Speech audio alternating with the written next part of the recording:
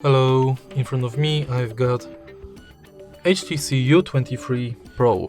In this video I'll show you how to use Google Assistant on lock screen.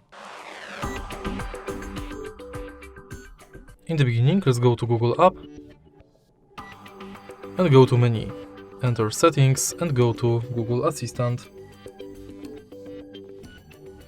Enter voice match and enable Hey Google function. Tap more, agree, continue,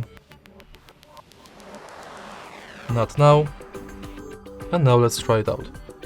Hey Google, now we are sure it's working, let's go back and enter lock screen. Also make sure that assistant responses or lock screen are enabled. And now you can simply say, hey Google, what's the weather like tomorrow?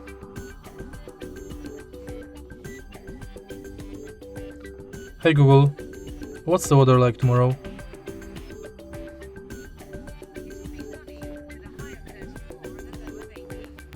And that's basically it.